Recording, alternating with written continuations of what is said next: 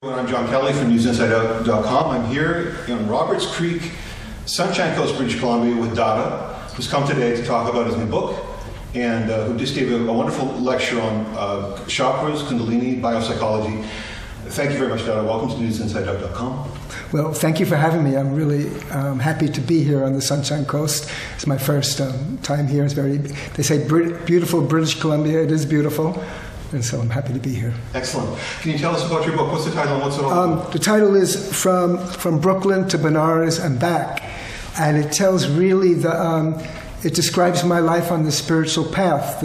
And I was born in Brooklyn, so I describe, I was born in 1946, how I grew up there, and when rock and roll was just beginning, and different social influences that came. And I graduated college in 1968, and 1968 was a time of great change. As everybody knows, it was the war in Vietnam.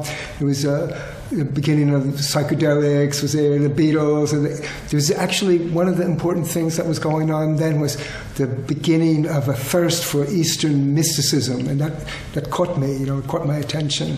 So in the book I describe how the different influences were going on at that time, and what happened to me, and how I went to California and tried to find my way in there, and how I met an Indian yogi, and what happened after that. So this is very interesting because as a renunciant, you've taken a very serious commitment to your path. And in your lecture today, you talked about the rarity of the high spiritual experience and the completion of that experience. It seemingly is as rare for someone to choose the full lifestyle of the yogi. Can you tell me more about that decision? Oh, yeah. Okay. The thing is, when I got into it, I really got into it. It became really the passion of my life. And so I was ready to do anything, that was necessary to follow that spiritual path. So, it means I didn't care about what career I was going to have or raising a family or other things. This became more interesting, very interesting. Also, I have to say one other thing, why this path is different from many spiritual paths, because my guru was he had a social vision. And also, that's very important. I say 1968, it was a time of great social awakening, and we had a desire, young people at that time, to change the world, make it better. So the two thirsts, one for spiritual awakening, but also to somehow to change this world, make a revolution, a real change, not just cosmetic change. So that consumed me, and that became like the goal of my life. And so when that became what I wanted to do, then it was easy to follow and do it. And so it looks strange, that I'm doing, but for me it's kind of logical, and it's what I wanted to do. It was fortuitous circumstances, the timing, as you say, in the moment of revolutionary inspiration. You saw that the spiritual path would offer the best way to progress. Yeah. It was. I had two things going. There were two propulsions in my life at that time. So and this path, I put it all together. So that's why it became a natural fit for me. You've been teaching yoga for decades now. Can you tell me some of the most common questions that people will ask you when you're giving instruction? What are the questions that people really want to know the answers to? That's a hard question to ask, because they ask, why are you wearing orange? That's a good question. That's what I was talking about in the lecture today. It's one of the silly questions. I tell them that I'm a monk, I'm a yoga renunciate. So they they ask those questions. People are also, they want to know, well, how long is this going to take? And they want to know what do I have to do? How much time do I have to commit to it? These are things that people want to know. But it seems in those questions that they are considering a long-term commitment. In other words, when they start to consider how much time it will take, it's as if they were projecting forward that they would be practicing and making a commitment. Well, the people, and this includes me and everyone else, we come to it because we have a need. We have first of all, some immediate needs. We want to get rid of stress, and we have psychological hang-ups. So people, they want to do it, for this reason. No one's really thinking about how long it's going to actually take. Like I was mentioning in my talk today, that it's really a lifetime task. But no, people don't think that. Even I didn't think that. I was thinking, okay, maybe in 5 years I'll make it.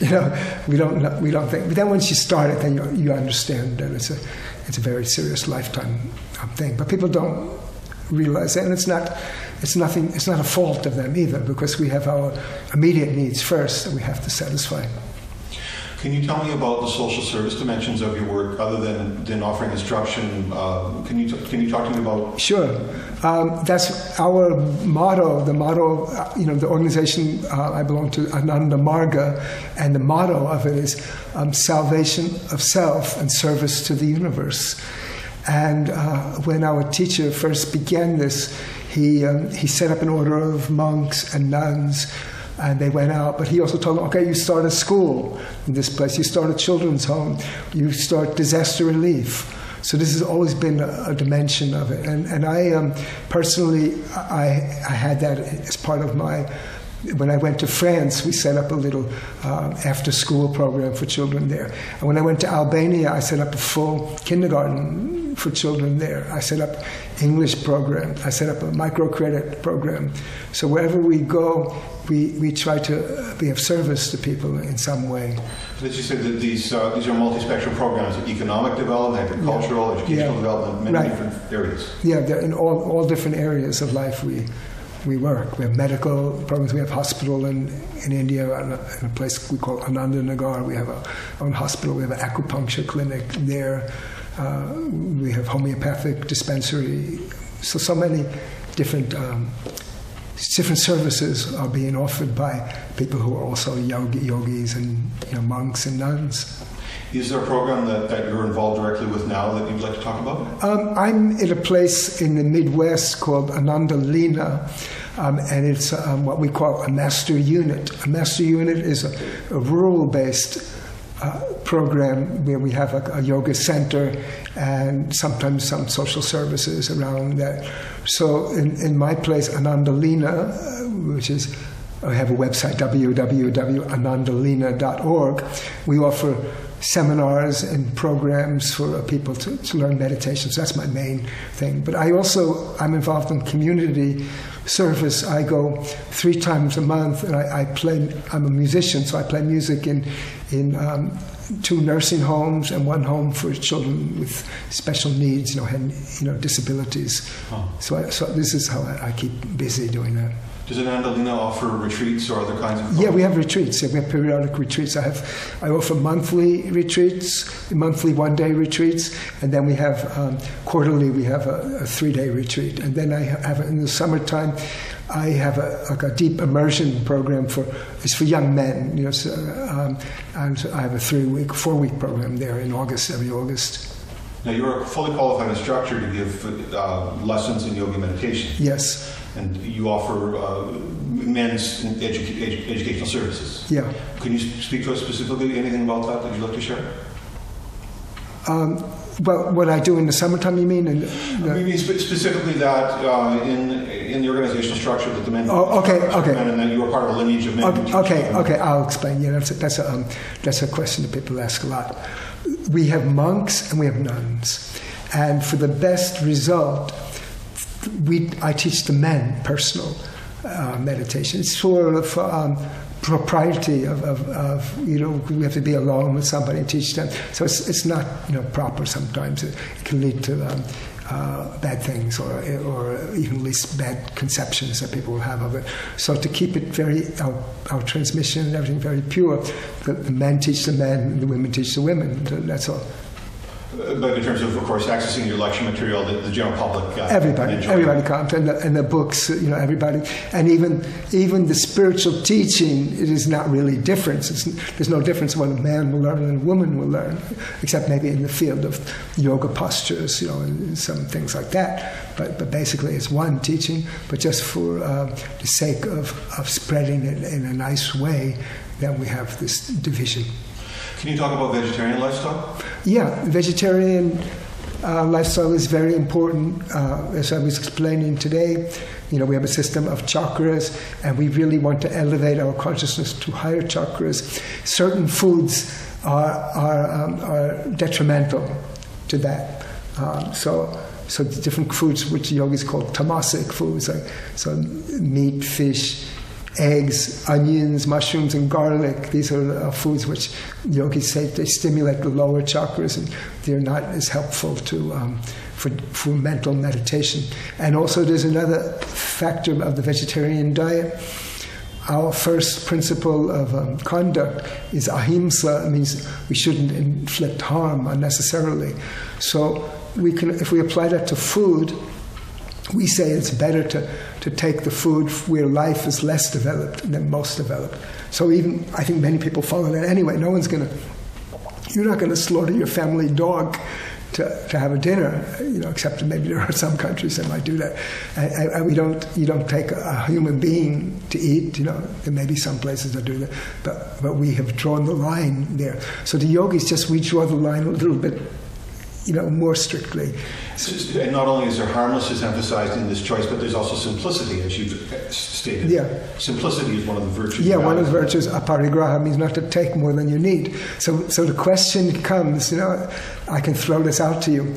Do we take meat out of need or out of greed? So some people say, no, we take it we need it, you need the protein. But I lived 45 years without it, and I think we take it, people who take meat, they take it because they like it. It's a question of greed. And as you were mentioning, the planet has a carrying capacity, so meat requires more water, more land. So we have to think about that. So ecologically, we could think about it like that. This leads into our discussion today about chakras and drive behavior. We were talking just about greed, but there are other tendencies of the mind that the yogis understand. You emphasize that in today's talk. Can you tell us more about why it is important for yoga students and yoga teachers to know about the Kundalini and the chakras? Oh, well, it's important to know, as I was mentioning, most of my audience today were people who were training to be teachers. So if you're going to be trained to be a teacher, you have to know the chakras and their relation to the body, because you're going to give asanas, you're going to give yoga postures for people. So you have to give the right yoga postures. Like on my table over there, I had one book. It's called Yoga Treatments and Natural Remedies. And so my guru wrote that book. And basically what he's saying is that he describes each disease, but for each disease there are different yoga postures, and those yoga postures are chosen because they help the chakras which are involved with the organs which are problematic in that particular disease. So you have to know the chakras, and you have to know the organs, and you have to know how they're related to disease to get the best benefit out of yoga. Because yoga is not just to lose weight or something like this, as people think, or you become slimmer or like that. So yoga can be a practice that helps in prevention and cure of diseases. And so knowledge of the chakras is fundamental to that. And I'm hearing you say as well that the instructional style of which you are a part emphasizes a very personal approach, not a cookie cutter every once for all. Yeah, we emphasize a personal approach to asanas, that everyone has their own, just like we tell about mantra also, that you get a special mantra that's suited to you. And there are yoga postures that are suited to you.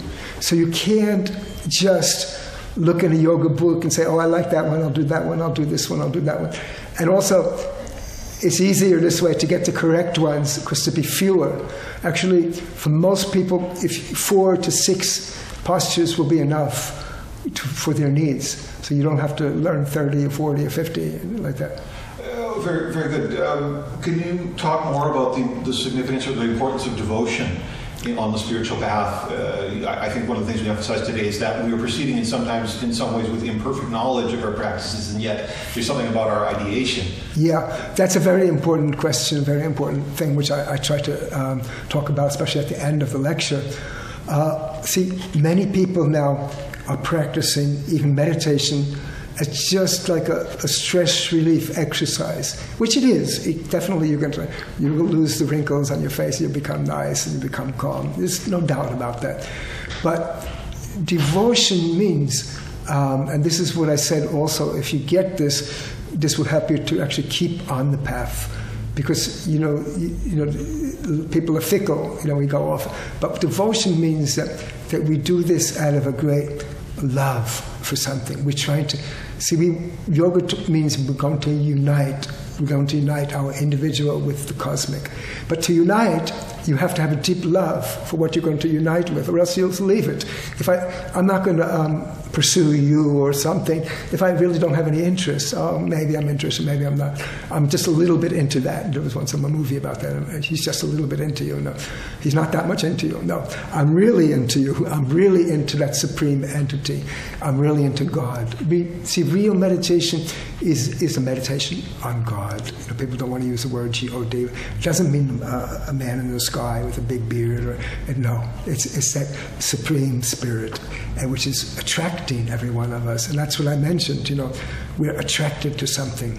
And that is why the mundane things will never satisfy anybody, no matter how much wealth they have, no matter how many houses they have, no matter what degree they have, no matter what political office they hold.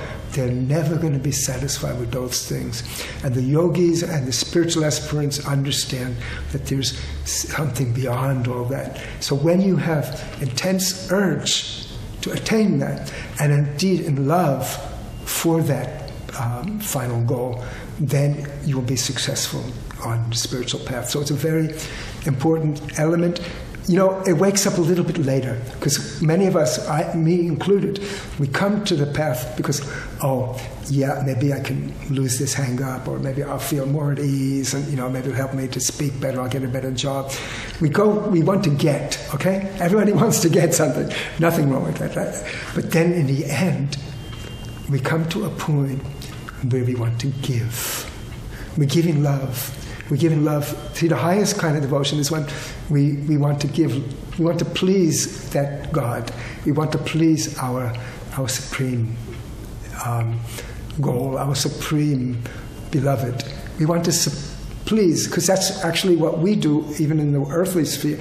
We want to give pleasure to somebody. We do that. That's higher.